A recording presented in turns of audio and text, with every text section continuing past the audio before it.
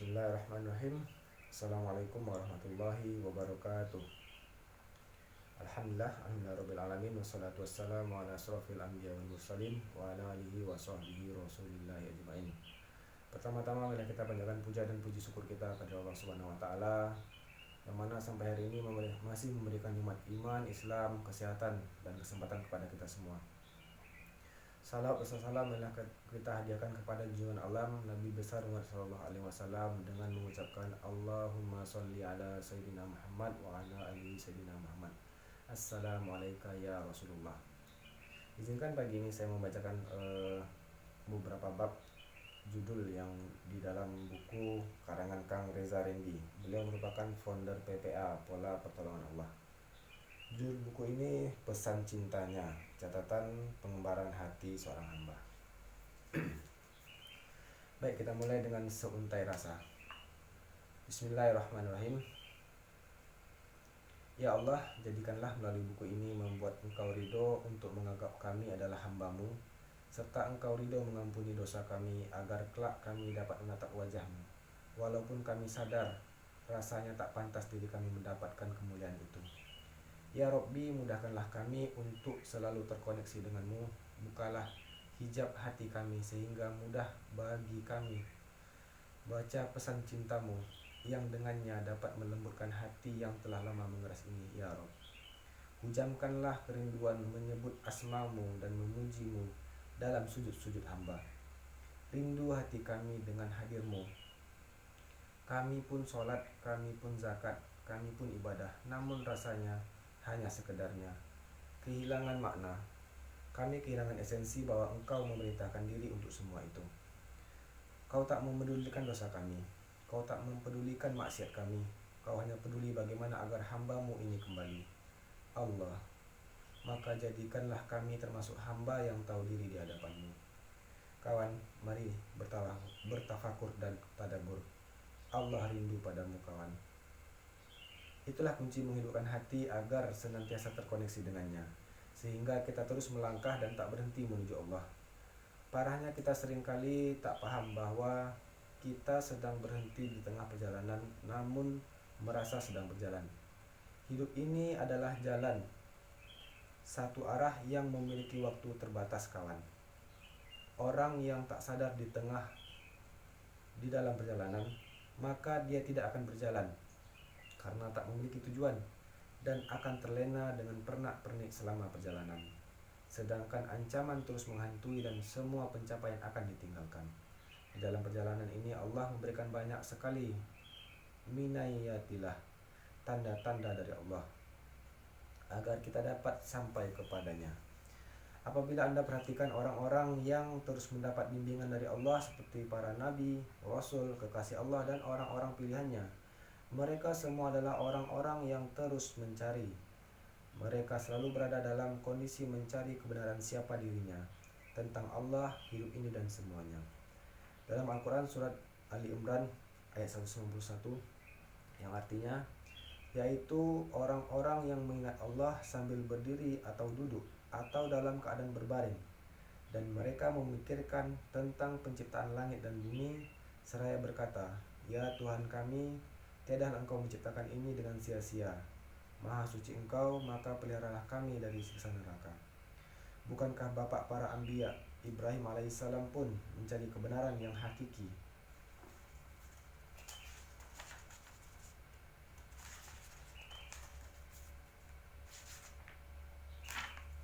Dan demikianlah kami perlihatkan kepada Ibrahim tanda-tanda keagungan kami yang terdapat di langit dan di bumi. Dan kami memperhatikannya agar Ibrahim itu termasuk orang-orang yang yakin. Ketika malam telah menjadi gelap, dia melihat sebuah bintang, lalu dia berkata, Inilah Tuhanku. Tetapi tatkala bintang itu tenggelam, dia berkata, Saya tidak suka kepada yang tenggelam. Kemudian tatkala dia melihat bulan terbit, dia berkata, Inilah Tuhanku. Tetapi setelah bulan itu terbenam, dia berkata, Sesungguhnya jika Tuhanku tidak memberi petunjuk kepadaku, pastilah aku termasuk orang-orang yang sesat. Kemudian tatkala dia melihat matahari terbit, dia berkata, Inilah Tuhanku, ini yang lebih besar. Maka tatkala matahari itu telah terbenam, dia berkata, hai kaumku, sesungguhnya aku berlepas diri dari apa yang kamu persekutukan. Sesungguhnya aku menghadapkan diriku kepada Tuhan yang menciptakan langit dan bumi dengan cenderung kepada agama yang benar, dan aku bukanlah termasuk orang-orang yang mempersekutukan Tuhan. Al-An'am ayat 75-79. Bukankah Rasulullah SAW me time di Gua Hira selama 3 tahun untuk mencari kebenaran dirinya dan hidup ini?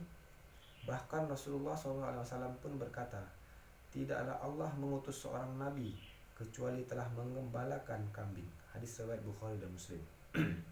Kenapa? Karena ketika sedang mengembalakan kambing, hatinya berada dalam lapangan tafakur, mencari makna. Sesungguhnya, Al-Quran Surat Al-Qasas ayat 56, sesungguhnya kamu tidak akan dapat memberi petunjuk kepada orang yang kamu kasihi, tetapi Allah memberi petunjuk kepada orang yang Dia kehendaki, kepada orang yang dikehendakinya, dan Allah lebih mengetahui orang-orang yang mau menerima petunjuk.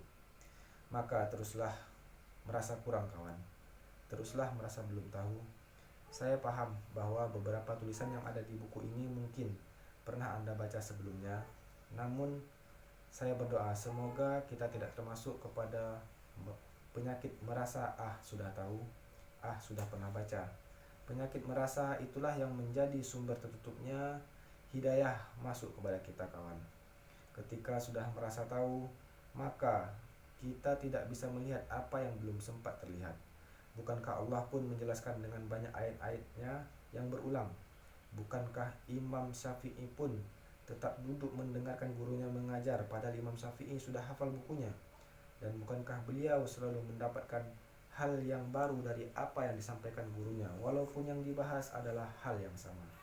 Janganlah merasa cukup dengan diri kita sendiri, merasa cukup kenal Allah, merasa cukup soleh, merasa cukup pintar, merasa ini dan itu.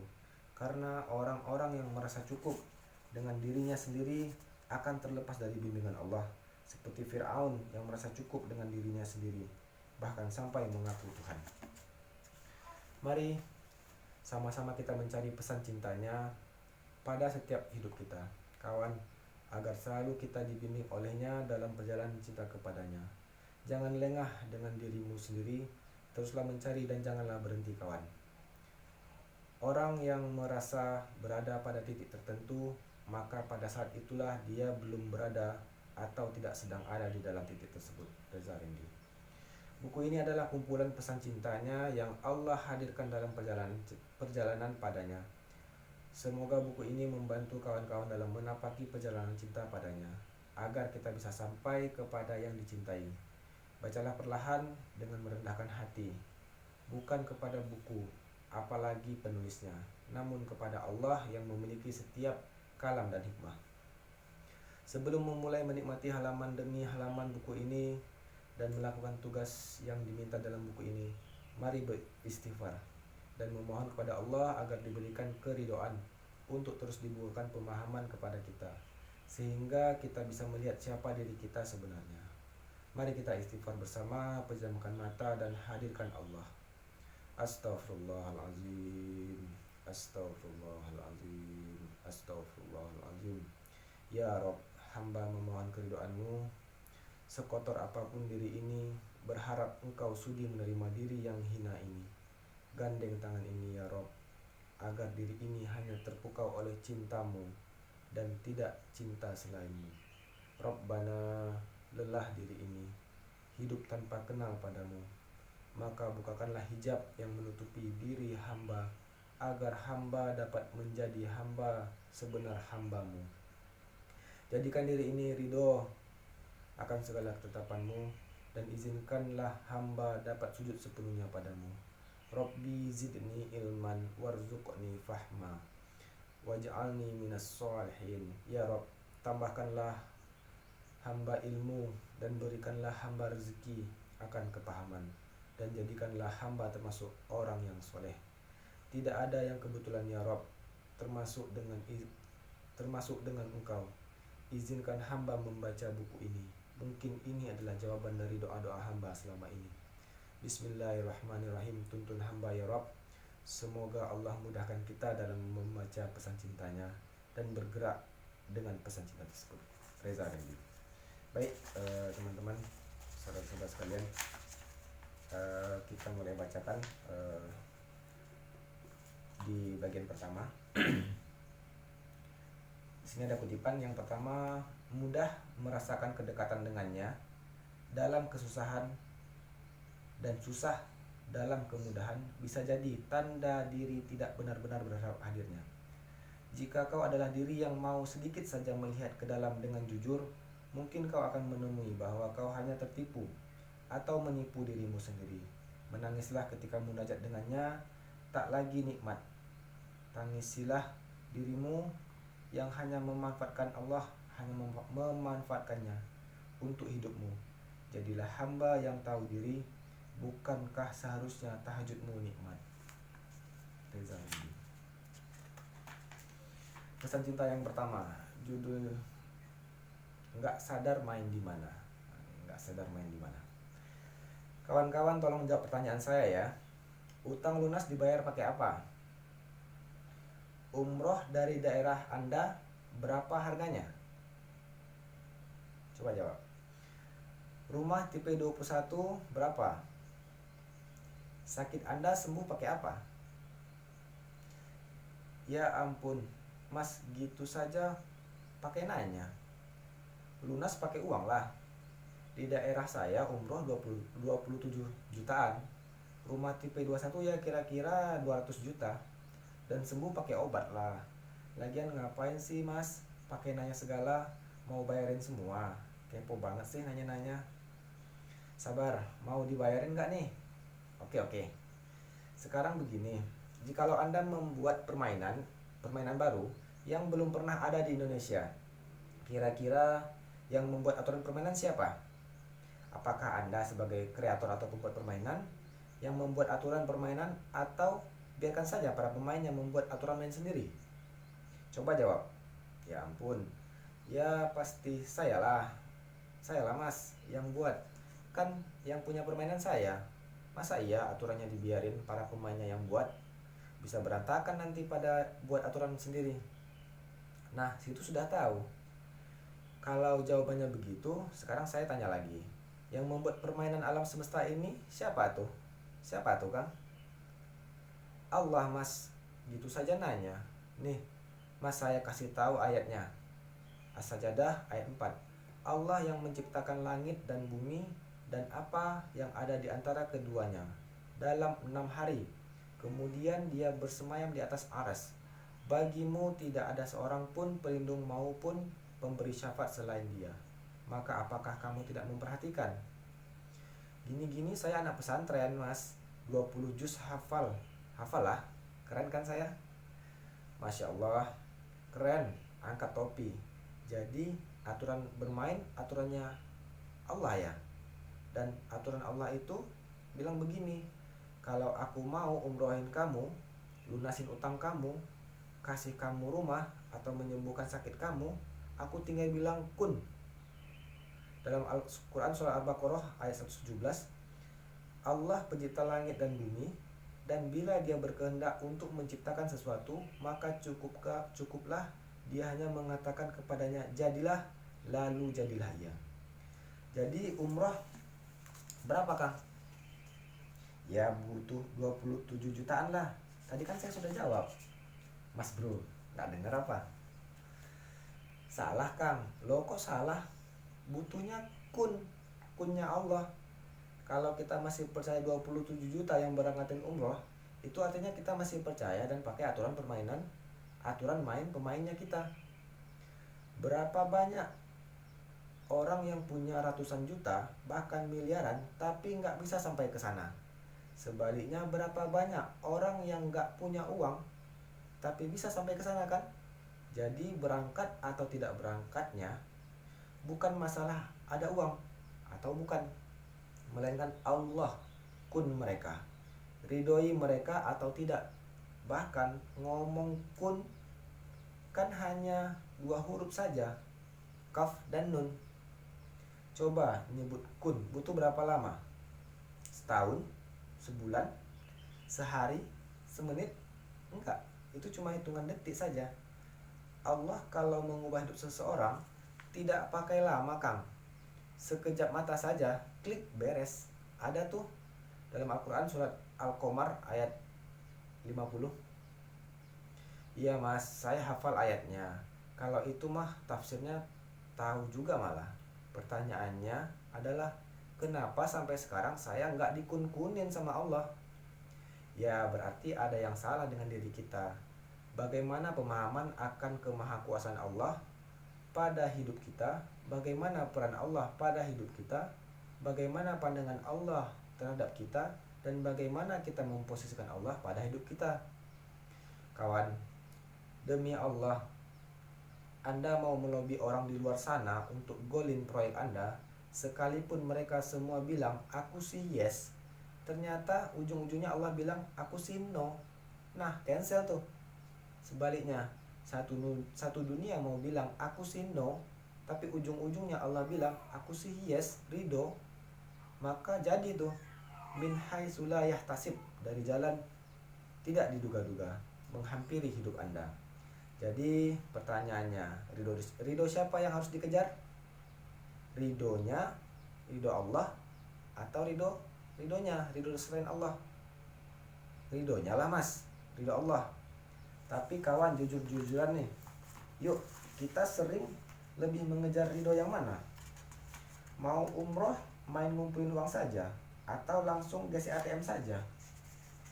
Mau bisnis maju langsung, mikir strategi saja? Mau bayar utang langsung nelponin orang di luar sana saja? Nggak ada laporannya dulu sama Allah, nggak ada mintanya dulu sama Allah. Kalau sudah mentok baru deh ke Allah, iya kan? Sudah, sekarang sih intinya begini saja. Mau apa-apa laporan dulu sama Allah, minta izinnya, minta ditemani olehnya, minta pendapatnya, minta ridhonya, minta sama Allah. Tempuhlah langkah-langkah dalam menggapai ridhonya. Jangan suka nabrak aturan-aturan mainnya Allah, nanti dianulir semua. Hari ini banyak orang yang bisnisnya, keluarganya, karirnya, finansialnya dianulir sama Allah loh. Sudah gede-gede hancur semua karena dibangunnya sambil nabrak aturan melulu. Anda golin 10 kali pun, kalau golinnya pakai tangan semua, ya dianulir bro. Pahamilah, jarak penyelesaian utang Anda bukan puluhan atau ratusan juta, bahkan miliaran. Pahamilah, jarak Anda dengan Haramain bukan ribuan kilometer. Pahamilah, jarak Anda dengan rumah idaman Anda bukan tidak adanya uang, melainkan jarak Anda dengan itu semua hanyalah setipis kulit ari kering, kulit ari kening Anda yang Anda bawa sujud di atas sajadah untuk kemudian Anda menangis minta ditolong sama Allah sehingga Allah ridho pada Anda. Lihatlah ribuan testimoni min ayatillah, kekuasaan Allah di www.polapertolonganallah.com. Ribuan orang yang mencoba mengenal Allah bukan tahu ya, sudah membuktikan Allah itu maha sayang. Yang jadi masalah adalah yang disayang gak ngerti lagi disayang dan gak kenal. Jadi utang lunas butuhnya berapa? Umroh sekeluarga butuhnya berapa? Mau punya rumah butuhnya berapa? Nah, silakan dijawab. Nah, di sini ada latihan. Anda tolong orang lain yang kasusnya sama dengan masalah Anda dan fokus bantu dia semaksimal Anda dalam rangka merayu Allah. Bantu dengan doa, lisan, dan tenaga. Bantu konkret. Nah, inspirasi dari Qur'annya surat Al-Anfal ayat 74. Nah, apa yang ingin Anda lakukan silakan ditulis. Nah, itu tugas pertama. Nah, alhamdulillahirobbilalamin, di bab pertama sudah saya sampaikan. Semoga memberikan manfaat. Jadi buku ini merupakan salah satu wasilah perantara kembalinya juga saya ke jalan Allah. Alhamdulillahirobbilalamin.